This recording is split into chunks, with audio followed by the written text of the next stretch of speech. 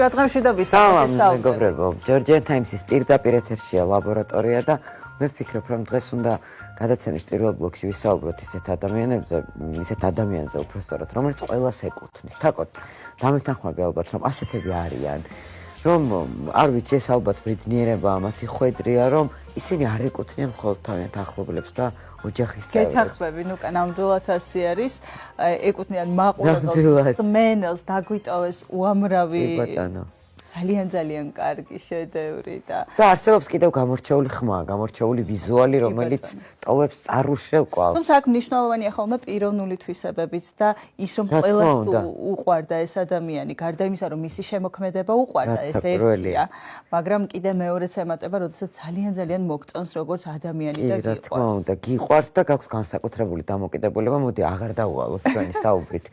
მაყურებელი და ვუცადოთ. მეტი დრო დავიტოვოთ. რა თქმა უნდა, დავიტოვოთ მეტი დრო. დღეს ჩვენ ვისაუბროთ ბატონ თემურ ციკლაურზე და ქალბატონი ქეთი ციკლაურია ჩვენი სტუმარი. დიდი მადლობა სტუმრობისთვის. მოგესალმებით ძირფასო ტელემაყურებლებო. ძალიან დიდი მადლობა ესეთი შესავალისთვის პირდაპირ ავიცი გურია მithუხდა და ნამდვილად აი ყველაფერი ის თქვით რომ აი პირდაპირ ყველაფერზე ისე დაგეთანხმეთ. მე დარწმუნებული ვარ, რომ ალბათ საქართველოს და არა მარტო, მაგრამ ქართველებისთვის ნამდვილად ასეთი იყო თემურ ციკლაური. ანუ აი ერთადერთი რაც აი ყოველთვის მაინტერესებდა სულ ვიზუალურად, როდესაც მას შეხედავდეთ, ხო, განსაკუთრებით მისი ამ გამორჩეული არწივის როლი, ისეთი იყო თითქოს აი მისი მფარველობის ქვეშ შეიძლება და ყოფილიყო. რამდენად ეს მისი სცენური თვისება, რამდენად ქონდა ოჯახში? თვითონ იყო ასეთი და ყველგან იყო ამ თვისებებით აი სავსე, ნამდვილად ეს იყო ღმერთისგან ბოძებულია ესეთი, რაცა უბადლო ნიჭი. არა მხოლოდ რომელიც ჩანდა მის შემოქმედებაში, ხმაში, როლებში, არამედ ცხოვრებაში, როგორც მეგობრებთან დამოკიდებულებაში, ასევე თავის მსმენელთან დამოკიდებულებაში და ოჯახთან დამოკიდებულებაში. ნამდვილად განსაკუთრებული ადამიანი იყო და განსაკუთრებული მამა მყავდა. ნამდვილად განსაკუთრებული მამა ყავდათ ყველასთვის. კი. ყველასთვის და თქვენიათ ეჭვიანობა. რომ თუ კაი ეჭვიანობა შეგნება, რომ ეს თქვენი მამა, რომელიც ნამდვილად თქვენი მამა იყო მარტო. აი ძალიან სწორედ მიმიხვდით, აი თითქოს თქვენ იგრძენით ეს ყველაფერი. ხშირად ეს განცდამებადება, იცით, მაგრამ რაოდენაც აი ცოტა ისეთ ბავშვურად მტკივნეული არის ხოლმე მეორე მხარე აქვს ამას, რომ გასაოცარი სიამაყის გზნობა მაქვს. თუნდაც აი იმ პერიოდში, როდესაც მამა გარდაიცვალა, იმდენად მთელმა ქვეყანამ ეს გაიზიარა, ჩემი პირადად ტკივილდა გაგაწყვეტინოთ, ეს იყო პერიოდი, როდესაც ყველას ძალიან გვეშინოდა პანაშვიძე მისვლა. ეს იყო პერიოდი, როდესაც და პრინციპში ჩვენ ამ ყოფაში ვართ სამწუხაროდ დღემდე და ის იმ პერიოდში განსაკუთრებით იყო. ძალიან მომძლავრებული იყო და არასოდეს არ დამავიწყდება ის რაოდენობა ხალხის რაც სიმღერას მოვიდა. გასაოცარი იყო და ფაქტობრივად ეს იყო მათი ჯანმრთელობის ხარჯზე, ხო? მაგრამ არსებობს მომენტები, რომ არ შეგიძლია და თავს ვერ აძლევ უფლებას, რომ არ მიხვდე და ისტორიული ესეთი გარდატეხა იყო თითქოს მოვლენა, ნუ აი ესეთი მოვლენა, როგორც ქართულ ხელოვნებას და მუსიკას ყავდა მამიკოს სახით, დამთავრდა და ბევრმა მე ვერ დაგეთანხმებით რომ დამთავრდა. არა, ნუ რა თქმა უნდა, მისი ფიზიკური არსებობა თორე ცხადია, იმდენი დატოვა, რომ ის სულ მუდმივად ცოცხალი იქნება, აი ამ თავისი შემოქმედებით და ყოველთვის ყველას ემახსოვრება. თუმცა 2019 წელს გაქვს დაწერილი ლექსი. მე კი ზემშვიდობებით მამას. რას ნიშნავს ეს? არ ვიცი, აი ეს რაღაცნაირი წინათ გრძნობა. როდესაც არც ჯანმრთელობის არა. ნუ მამა საერთოდ ჰქონდა ჯანმრთელობის პრობლემები, მაგრამ ესეთი კარდინალური რომ თქვათ რაღაცას ველოდებოდით, რა თქმა უნდა, არ ყოფილა. მაგრამ რა ვიცი, ესეთი რაღაცნაირი წინათგრძნობა მქონდა, რომელიც არა მარტო ამ ლექსში გამოიხატა, არამედ საერთოდ დამოკიდებულებაში მამას მიმართ, ჩემს დამოკიდებულებაში, როგორც ახლა ხვდები, ვემშვიდობები თითქოს. ფიქრობ კი. თქვენ გავხართ მამას. მე ეხლა უფრო დამსგავსე იცი? ხასიათი, აი კავშირს გულისხმობ, რომელიც თქვენ შორის აღმოჩნდა, რომ უზარმაზარი კავშირი მქონია მამასთან, რომელზეც ნუ არ მქონდა ასეთი ნათელი წარმოდგენა, ცხადია ყველა გოგონას უყვარს მამა და აღმერთებს. იცით რა, უფრო ცოტა წინა საუკუნის გაზრდილები ვართ მე და უფრო რიდი მქონდა და პატივისცემა უდიდესი. დიდი ესეთი, როგორც ახლა მოდაშია მეგობრობა, ასეთი არ გქონია, მაგრამ თქვენი მესაიდუმლე, თქვენი მაინც საერთოდაც ესეთი პიროვნულად ეგეთები ვართ ყველა, დიდად არ გვიყვარს ეს. აი ამ თქვენი სადღაც ჩაკეტილობის მიზეზი იყო თქვენი ტრაგედია? ნუ ალბათ, რა თქმა უნდა, კი. რომელიც ისეც იყო ამბავი, სადაც კი, იმდენად დიდი დაღი დაასვა ჩემ მშობლებს, ჩემ ძვირფასე რომ ნუ რანაირად უნდა ავწდენოდი ამას. ხადია, უდიდესი დაღი დაასვა ჩემს ცხოვრებას. და მე ვიცი რომ თქვენ არ საუბრობდით ეს თემა არა, არასდროს ესე ნუ იმდენად ტკივნეული იყო და იცით რა არის, წინა საუკუნეში უფრო თავშეკავებული ხალხი იყო თავის ტკივილს, უფრო თავის თავში რაღაცნაირად გადაიტანდნენ ხოლმე ამაზე არ იყო ესე მიღებული საუბარი. ეხლა ამ თანამედროვეობამ უფრო მოიტანა ეგეთი რაღაც ახსარების დონეზე. არის ისეთის გახსნილობა, შეიძლება ამით იცლებიან ის ემოციურად ალბათ კარგია, როდესაც იცლები და ამას თუმცა მაგრამ რაც შეძლო მამამ მაშინ ოდესაც 40 წლებში გამოვიდა სცენაზე, თქვენ იყავით დარბაზში და ხალხის სანთლებით იდგა, ეს ალბათ არის დაუვიწყარ. მე თუ არ ვწდები აკაკი ხორავა ვიცი. კი, აი ზუსტად ამ დღეებში ამას საუბრობდით, შვილი გარდაეცვალა სპექტაკლი სცენაზე. თემურ ციკლაური და მაია ასათიანი. ეს არის უდიდესი პატივისცემა ჯერ პროფესიის, მერე მაყურებლის, ადამიანების და ვერ დააღალათ ამ მაყურებელი, როგორ ფიქრობთ, რა იყო? და თავისი მეგობრებიც მათ შორის. იმიტომ რომ თხოვეს ნამდვილად მოვიდა. ნამდვილად ყველა გაუგებდა და უშათ რომ ეთქვა რომ ეხლა ეს არ შემიძლია, იმიტომ რომ გასულიყო მხოლოდ 40 დღე. ალბათ გაუგებდნენ, ცხადია, რას გააკეთებდნენ, გამოსავალი სხვა არ იქნებოდა, მაგრამ ნუ ნამდვილად აი ესეთი იმდენად დიდი გული ქონდა მამას. აი მთელი ცხოვრების მანძილზე და მაშინაც, ნუ ეს ღმერთმა აბოძა ეს და ესეთი იყო, რომ აი ვერ გაწირა ეს ხალხი თავის მოყვასისადმი, უდიდესი სიყვარული ქონდა ხელოვნებისადმი, ღმერთისადმი. ნუ ალბათ უკუგებაც იყო ამ დროს, ემოციის, თუნდაც ის რომ მაყურებელი სანთლებით იდგა, ხო მათ იცოდნენ. ურთულესი იყო, იცით რა არის, მithumetes მუსიკა ხო ისეთი მომენტია. აი თქვენ თვითონაც აი ოდნავ მოწყენილი რო ხართ და უცებ მაგალითად მოცარტის ლაკრიმოზე გაიჟღერებს. ან ჩაიკოვსკის რაღაცა სიმფონიის ხო ეგრევე აგიჭირდა მით უმეტეს ეგეთი ამბავი რომ მოხდა და ძალიან სუჟეტურად თითქოს გავდა ის აეტი აცილებს მედეას და მას უმღერის ამ არიას რომ მიყავს იასონს და აქ ნუ შვილი დაკარგა ანუ ძალიან გავდა ეს სიტუაცია და ესეთი ბუთოზის გენიალური მუსიკა ხო ალექსანდრე ბასილაესი და ძალიან რთული იქნებოდა მისთვის და ხშირდებოდა და ტიროდა კიდევაც იცით რა ასე დეტალურად თქვა რომ პირდაპირ მემატიანესავით მოგიყვეთ არა მაგრამ ეს დიდი სურათი მაქვს აი ესეთი ჩორჩენილი მახსიერებაში აი ეს ხალხი და დარბაზში სანთლებით ხელში ამდგარი და ჩვენ ბავშვები ვიყავით თუ დავრბოდით ნუ მე ვიყავით ამით აი რა დამოკიდებულება გქონდათ მაშინ როდესაც ყველაზე ცნობილი მგელი იყო მამა თქვენ ყველა ბავშვისთვის რომელსაც ასე გვიყვარს ხო ეს მე არ ვიცი ახალგაზრდათაობას ჩვენ ხშირად ვსაუბრობთ რომ ეხლა ბავშვები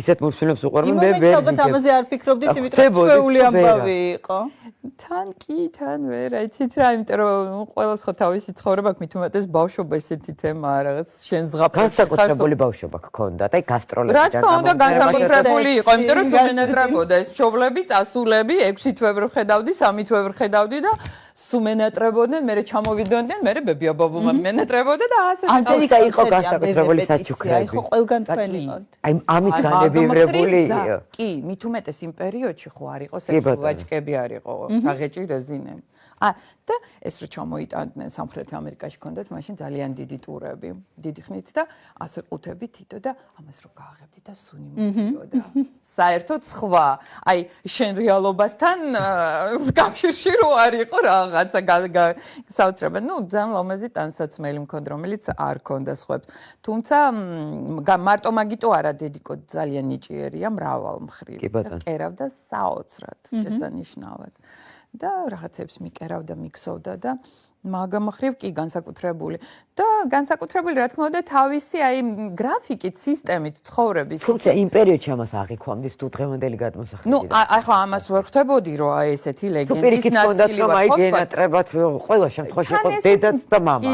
მე მინდა ყველა რომ მენატრება და მინდა დედა მამა, მაგრამ თან ხვდებოდი რომ იმდენ აი სიამაყე რაღაც ქვეცნობიერშიც კი უკვე იწყებდა, იმიტომ რომ როცა ეხები ეგეთ გენიალურ მუსიკას და აი იმ ატმოსფეროს იცით, რომელიც აი კულისებიდან სულ ეხლაც მახსოვს.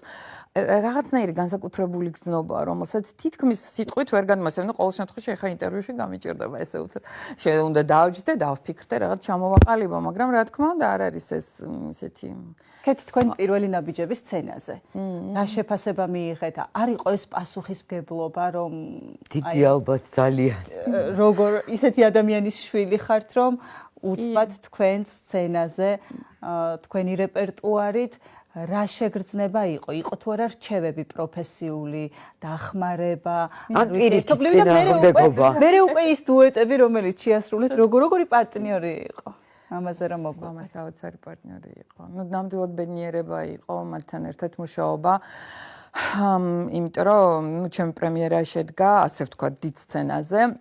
სპექტაკლ პიროსმანში და აი ეს რაც მე ბავშვობიდანვე აი ეს რაღაცა გაღმერთებული მქონდა კულისებიდან ამაში ჩავიდელი მთლიანად და იყო საოცრება. აი ზოგჯერ მეგონა რომ ასე დავფრინავ, კი არ დავდივარ. რაღაც სასწაული გრძნობა იყო და დუეტი როდესაც გავაკეთეთ მამიკოსთან ერთად, ესეც მისი ინიციატივა იყო და ჩემთვის ძალიან სასიხარულო იყო ეს. თუმცა, როდესაც მამა იწვა უკვე რეანიმაციაში, აი ძალიან განვიცდიდი ამას. ძალიან მინდოდა რომ გამოსულიყო, კიდე შეგვეწერა რამე. ძალიან ნანობდი. მხოლოდ ერთი დუეტით შემოვიფარგლეთ. მთელი ცხოვრების განმავლობაში არ ვიცი რატომ მოხდა ესე.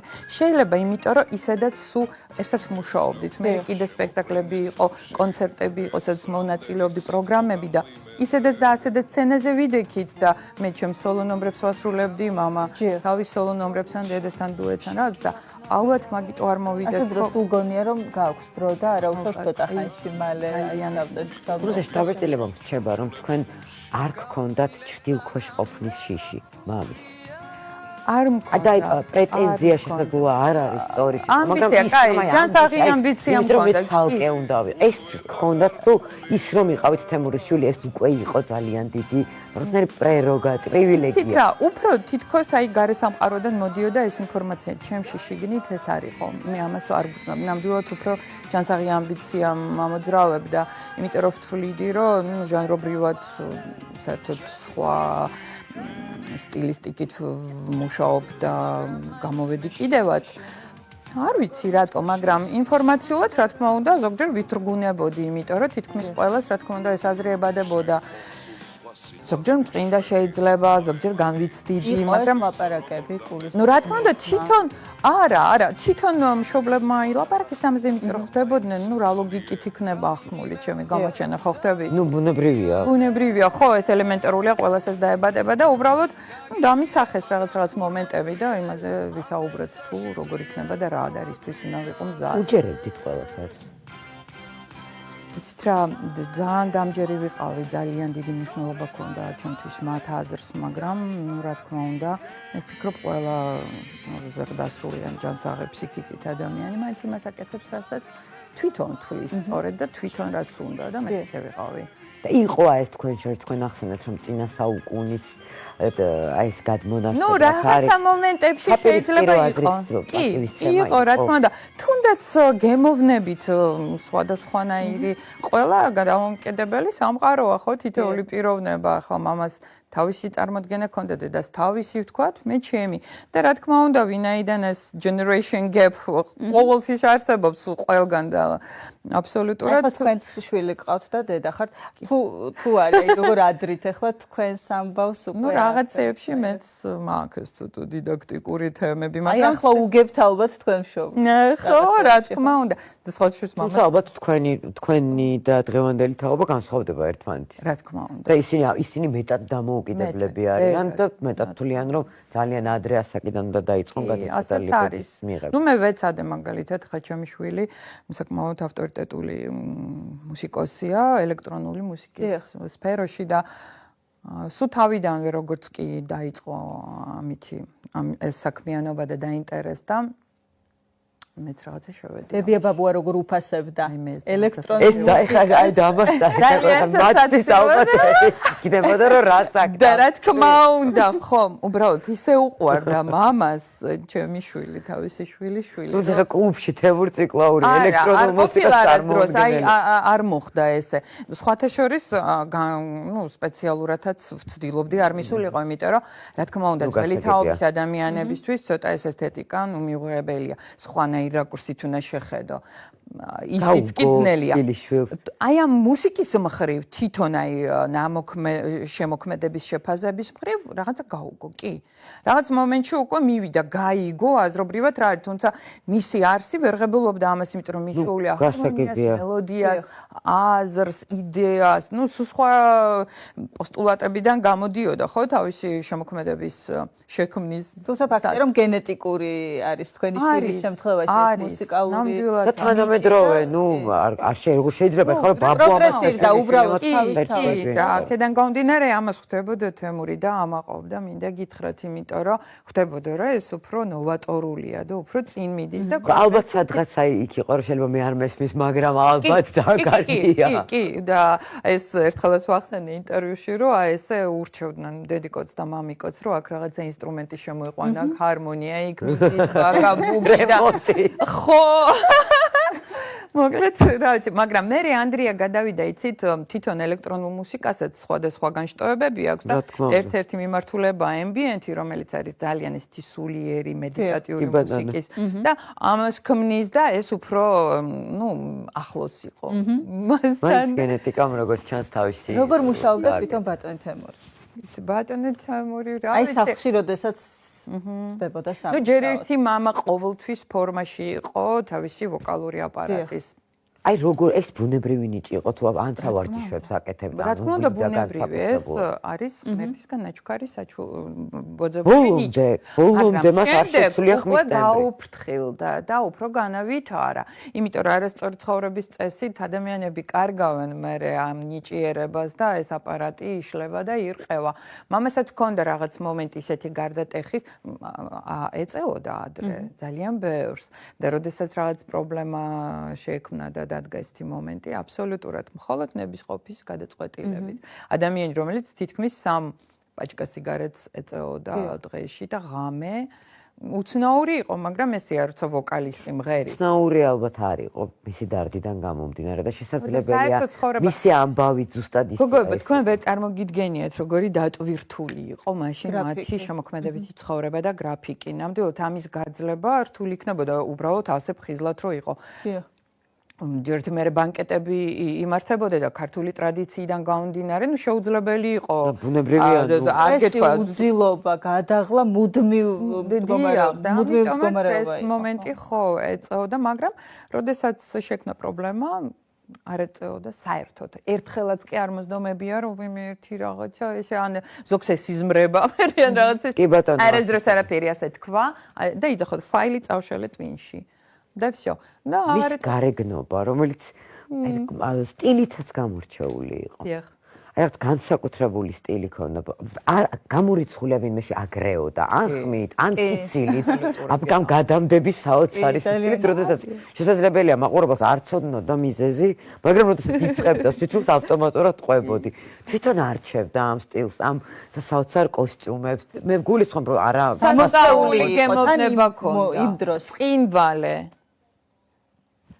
და კი თვითონ. ეხლა ეს აი ბოლო წლებში შემოვიდა მოდეში სტილისტები და ასე შემდეგ და საშუალება მიეცა. თუმცა მაშინ ალბათ მათ გასტროლებმა ამ საზღვარგარეთ წახვა ამანაც რა თქმა უნდა ეს შეხება ქონდათ ფართოა მათი ეს თვალთა ხედვა და გემოვნება და ასე შემდეგ. ეხლაც კი აი ამ დღეებში Facebook-ში დავდე ძალიან დიდი გამოხმაურება მოყვა მათი დუეტი მიმღერე რამე რომელიც ფაქტიურად არ იყო გადაღებული მე არ მინახია და 74 წლის გადაღება მოსკოვში გადაიღეს, მაშინ ხო ერთი სისტემა იყო SSR-ი და заказу телевидения и гостелерадиовещание რაღაცა ესეთი თემა იყო და ეს გადაიღეს და წავიდნენ სამხრეთ ამერიკაში გასტროლზე.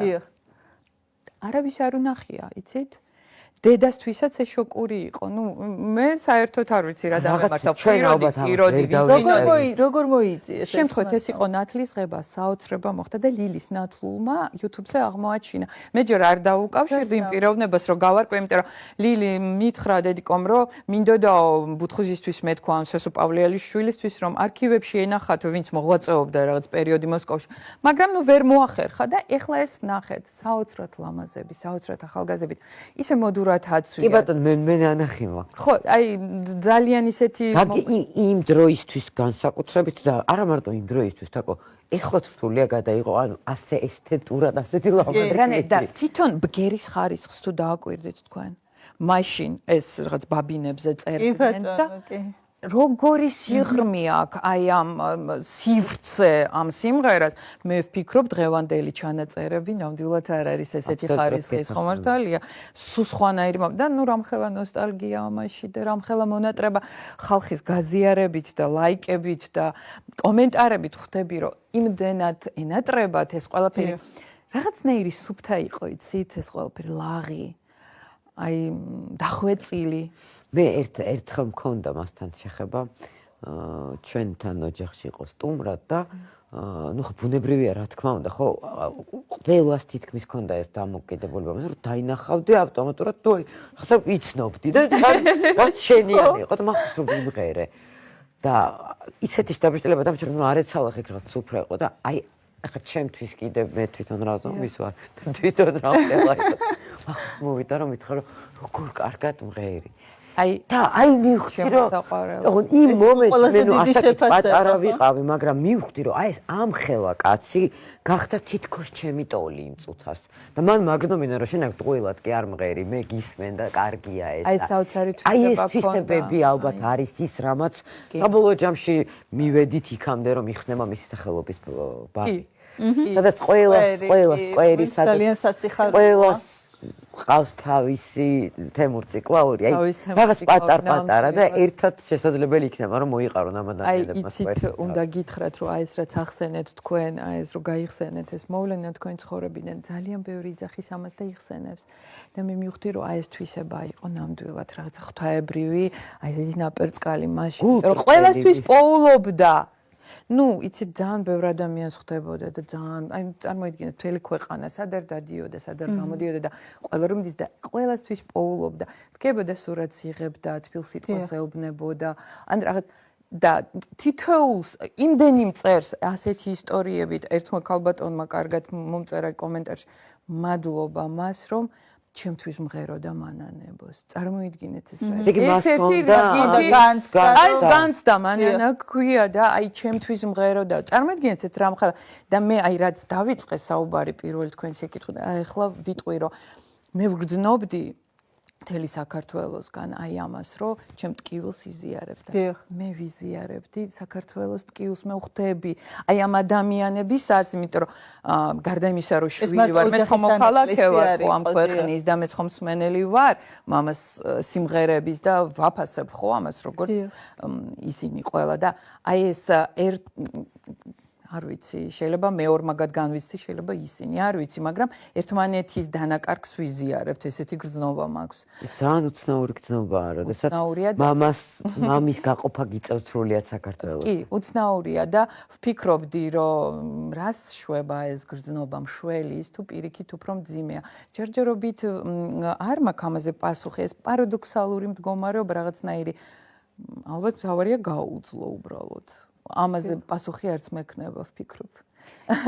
და რაც შეეხება სკვერს, დიახ, ეს ძალიან სასიხარულო ამბავი, იმიტომ რომ ჩვენ თავდაპირველად გვინდოდა ქუჩის დარქმევა და უფრო ალტერნატივა შემოგთავაზეს და ვფიქრობ ბრწყინვალეა და უღრმესი მადლობა.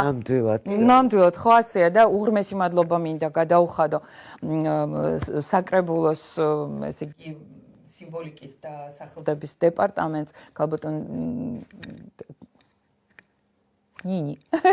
აი ნინო ვარდოსანის ნინით ვიცნობ, იმიტომ რომ იმხელა სამუშაო გაწიეს და ისეთი გულით მიუდგნენ ამ საკითხს, იცით, რომ აი ყველაფერი გააკეთეს და მე ვფიქრობ, რომ მე ჩვენ ძალიან კარგად ერთად გავაკეთებთ უფრო ლამაზად და კარგად ამას ყველაფერს. სახელი როცა უკვე ოფიციალურად დაერქმევა, შემდეგი ნაბიჯებია, რომ ამას ესეთი კულტურული კი, ადგილი გაიზუსტა. ძალიან მუსიკალური ოჯახი ხარ. დიახ, და რომ ამ ჩანდეს, რომ ეს არის მამას სახელობის სკვერი, რაღაცა დეტალებით აუცილებლად უნდა ისე მოვრთოთ და გაკეთდეს, რომ იყოს ძალიან სასიამოვნო.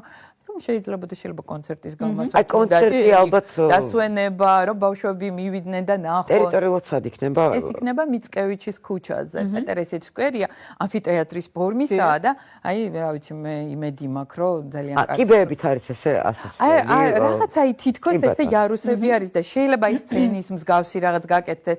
თუ გამოაცხადებენ ტენდერს და რაღაც ლამაზი პროექტი შეიქმნება, იქნება ბრწყინვალე. ნუ, ამის დიდი იმედი მაქვს და ვფიქრობ, რომ მოხერხდება ეს და უღრმესი მადლობა. თუ ეს ის სკვერია, რომ მე იცით, აი, პასტრანს გაზამდე არ მისული ეგრევე ეს ნავეს არის გამზადებული სცენა. ესეც რაღაცა ძალიან სიმბოლურია, მაგრამ ეს არის გამზადებული სცენა. მე მაყურებელს მინდა უთხრა, ეს არის ჩემი ეზო. შესაბამისად ეს ვიცი კარგად, რომ აქ ესე ორი კიბეები ამოდის ორი მხრიდან და შუაში არის სცენა. და ნამდვილად ეს არის, არ ვიცი, ხა დამთხევა. არაფერი არ ჭირდება გამზადებულია. რომ აი მართლაც უნდა ყოფილიყო ალბათ ეს თემურ ციკლაურს. არ შეიძლება არ ყოფილიყო არამომღერლის სახელობის. იმდენად ნუ ბავშვობაში მე მახსოვს, ჩვენ თამაშობდით და გამოვდიოდით ამ სცენაზე. იმდენად ეს რაღაცა ისეთი იყო და არსებობს ალბათ რაღაც დამთხევები. ნამდვილად არსებობს. კეთი, როგორი იყო მამას და დედის ურთიერთობა? აი თქვენთვის ესე როგორც შვილისთვის რა ხმა გქონდათ? იცით რა, მე ვფიქრობდი ამაზე და იცით რა, სრულიად სხვადასხვანაირი ტიპები არიან. აი ხასიათის მიხედვით აბსოლუტური აი როგორც ორი დინარის ორი ნაპირი ასე ვთქვათ. მამა ძალიან ისეთი ქარიზმატული, ექსტრავერტი და ძლიერი და რაღაცა ომახიანი და დედა არის ძალიან ნაზი, ძალიან მშვიდი, ძალიან მომთმენი, ძალიან სხვანაირი და მე ვფიქრობ, რომ ამითი ერთმანეთს იყო ალბათ პლუსი და მინუსი. ზუსტად, აი ის ნამდვილად რომ იძახიან ორი უკიდურესობა რომ ერთდება და რაღაც ჰარმონიას ქმნიან. ნუ მე ვფიქრობ, რომ ეს იყო ბედი, რა თქმა უნდა, მათი ერთად ყოფნა, იმიტომ რომ ჩვეულებრივ ცხოვრებაში რთულია საწინააღმდეგო ხასიათების დამთხევა. ზოგჯერ ეს ნამდვილად ესეთი ჰარმონიული გამოდის, ზოგჯერ ნამდვილად კონფლიქტის საფუძველია და აქ ზუსტად ის მომენტია, რომ ერთ საქმეს ემსახურებოდნენ და მთელი ცხოვრება აი ეს ივერია, ეს როგორც აი ეს უდიდესი მდინარე, რომელშიც აი თვითონ ეს ორი მოყვებოდა, ეს ორი ნაპირი ამ იმას და ნუ მით უმეტეს მე შვილის ამბავმა იმდენად სხვა დონეზე შეკრა რა უფრო მეტად სხვა დონეზე ეს ანუ როდესაც ეს უკვე ადამიანურ განსჯას არ ექვემდებარება. გრძნობდით თქვენ ამას, რომ ისინი ერთმანეთს აძლიერებდნენ, რომ განსაკუთრებულ ყურადღებას აქცევდნენ. ეს რაღაცა ისეთია, რომელიც ნამდვილად ცოტა აი ყოფითის იქით არის. და რა ყოფითად ყველა ვართ ადამიანები, ყველას გვაქვს ჩვენი ხასიათი, ზოგჯერ ცუდი, ზოგჯერ კარგი. ცხადია. კონფლიქტის გარეშე არ არსებობს და რაღაც გაუგებრობების გარეშე ცხოვრება და ჩვეულებრივი ადამიანები იყვნენ დედა და მამა, თუმცა დედიკოს დიდი ხანი კიდე სიცოცხლე ღმერთს ხო. თუმცა ვფიქრობ, რომ მაინც არაჩვეულებრივი. არაჩვეულებრივი, იცით? ამაში კიდე ერთხელ ვწმუნდები, ახლა როდესაც უკვე აღარ მყავს მამიკო, თუმცა არასდროს არ მქონია ილუზია, რომ მამიკო ჩვეულებრივია, ნამდვილად ვიცოდი, რომ არ არის ჩვეულებრივი.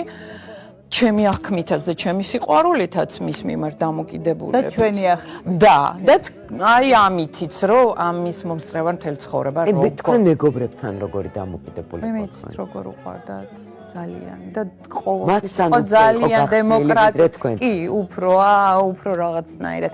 შეიძლება იმდენად უყვარდი, რომ აი ეს ზღვარი ჩვენ შორის დარჩა რაღაცნაირი იდეალური, იცით? აი ხელშეუხებელი და ხელშეუხებელი, კი, ჩემი მხრიდანაც და მისი მხრიდანაც. და აი როგორც თქვი, რომ ეხლა უფრო ხდები, იმიტომ რომ ეხლა უფრო მეტი შედარების საშუალება მაქვს, იმიტომ რომ როცა ცოცხალი ადამიანი შენ მასთან ერთად აი ამ რაღაცა ტალღებში მიდიხარ და ურთიერთობა და რაღაცა არ გრჩება თითქოს დრო აი ამ გააზრებისთვის განყენებულად რომ შეხედო ამას ყველაფერს დავიდან და ეხლა უფრო მეტად მაგ და ისეთ ელემენტარულ წვრილმანებში და ისეთ უბრალო მოვლენებში უხდები ამას. აი რა მოგაკვდათ ყველაზე მეტად უბრალოდ ზარი, ან რამე ფრაზა, ან რაღაცა ისეთი ნათქვამი, აი რა გაკლიათ ყურში, თვალში. ყველაზე მეტად. რა ვიცი, ბევრი რამე ძალიან ბევრი რამე. ნუ ეხლა იცით როგორი მომენტი მაქვს ჯერ ვფიქრობთ რომ ცოტა დრო გავიდა. მართალია ალბათ დრო მკურნალი აც არაფრის არ არის, არ ვიცი, ჯერ ვერ გეტყვი. ხო, ჩემ შემთხვევაში ჯერ ეს არ ხდება, პირიქით ხდება ყველაფერი, იმიტომ რომ შარშანდელი წელი უფრო ისეთი ვფიქრობ შოკური იყო ჩემთვის, ნუ სხვა მომენტი იყო და ეხლა ნელ-ნელა უფრო აი ეს დანაკარგი შეგრძნება და გაცნობიერება მოდის და უამრავი რაღაც მახსენდება, უამრავ რაღაც ვიდეოს მიგზავნიან, სურათებს, იცით? თითქოს სხვადასხვა წახნაგები მისი აი რაღაცა ცხოვრების და ხალხთან ურთიერთობის მოდის ჩემთან, აი ესე მოზაიკასავით იქრობა და ეს კიდე იქნება ალბათ, ხო? ესე ხო არ გაჩერდება ახლა დღეს და არ ვიცი შემდეგ როგორ იქნება ჯერჯერობით. კეთი არის რამე, რასაც ნანობთ და ვერ მოასწარეთ. რა თქმა უნდა, ჩვენ ვერ მოვასწარით დამშვიდობება, ეს არის საშინელი გრძნობა. საშინელი, იმიტომ რომ ნამდვილად არ მეგონა რომ ამ არ დაბრუნდებოდა საავადმყოფოდან, მეცად გეტყვით, არ იყო ისე ცუდად საავადმყოფოში უბრალოდ პროფილაქტიკის მიზნით. ასეც გამოვიდა ხმა ჩვენ ასეც ვით, იმიტომ რომ ვინაიდან შევთანხმდით იმაზე რომ ყველამ ვიცოდით რომ ბატონი თემური მოხვდა საავადმყოფოში და მისი ჯანმრთელობის მდგომარეობის შესახებ მენტაკლებად სულ ვიგებდით. იყო რაღაც პერიოდი რომ აი არ არის, რომ მე გქონდეს რომ აი გამოძრა, კარგად არის და მე უცებ მოხდა ეს საშინელი ამბავი.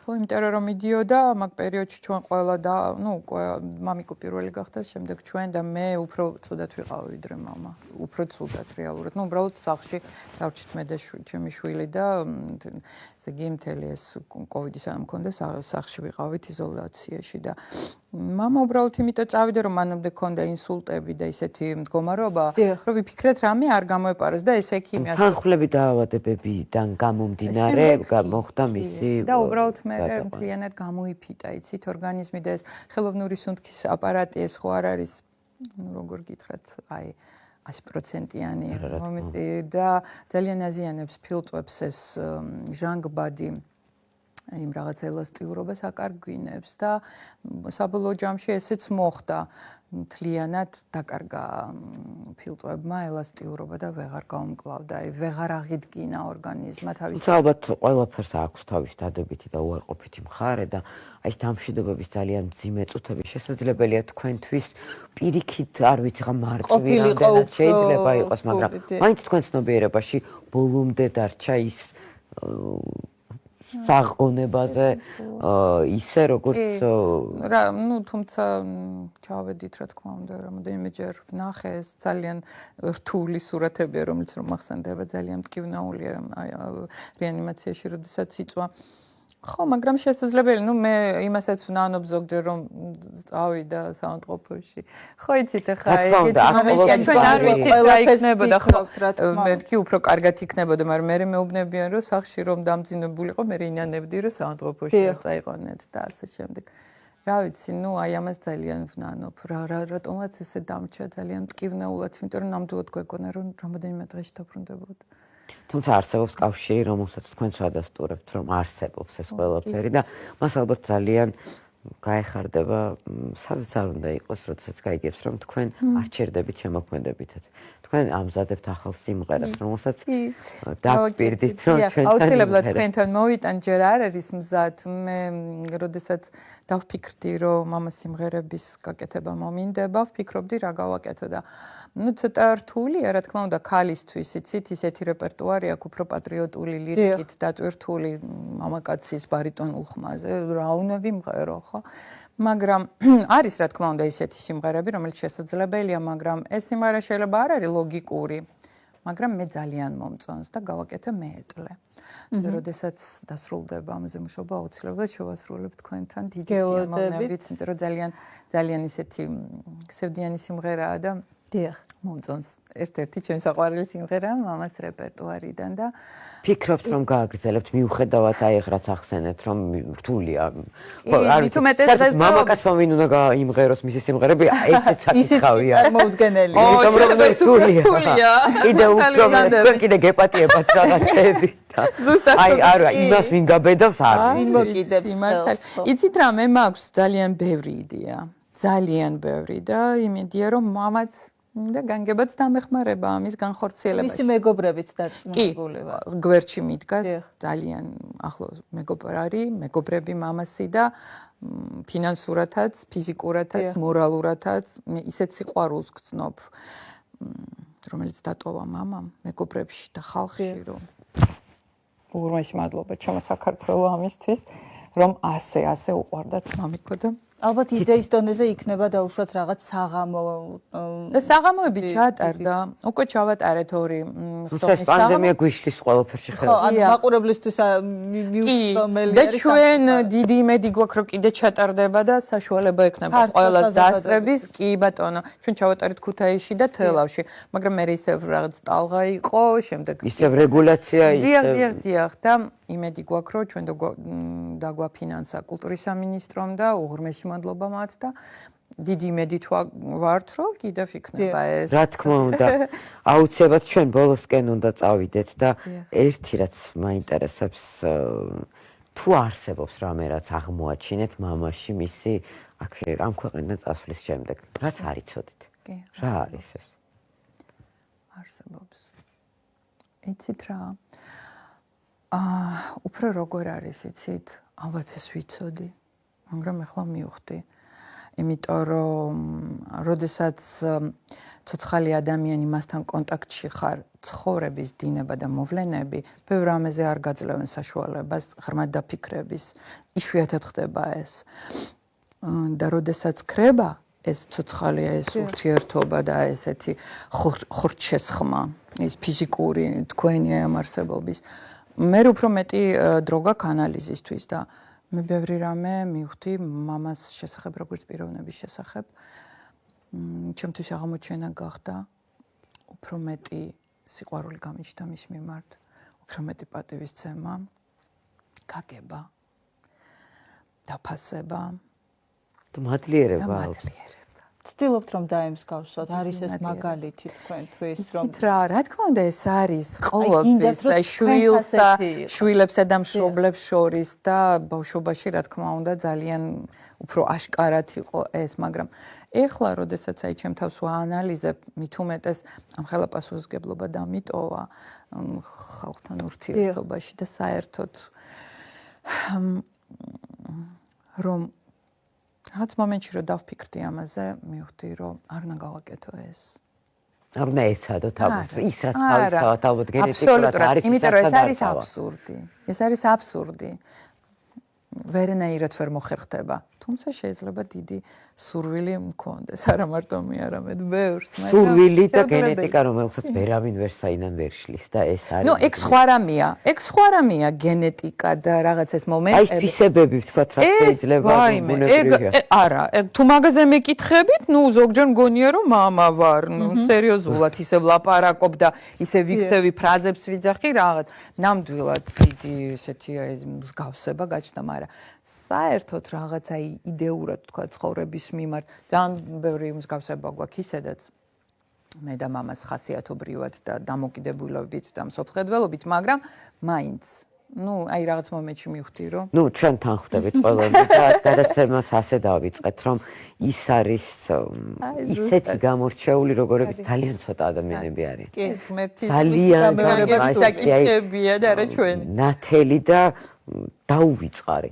და სადაც არ უნდა იყოს ყოველთვის ჩვენთვის თემურ ციკლაური იქნება ის, რომელსაც ვერავინაც ვერ დაეწავსება. ამხელა სიყვარულის დათესვისთვის კი, რომელიც ყოველთვის იქნება და ყოველთვის რომელიც დატოვა. ყოველთვის ყველას გვემახსოვრება. თაობებს კი, რა თქმა უნდა, ძალიან დიდი მადლობა ქეთის წარმატებებს გისურვებთ და ველოდებით სიმღერას, ბახს და ყველაფერს სიახლეს და მის სიცოცხლის გაგრძელებას, რაც თავარია.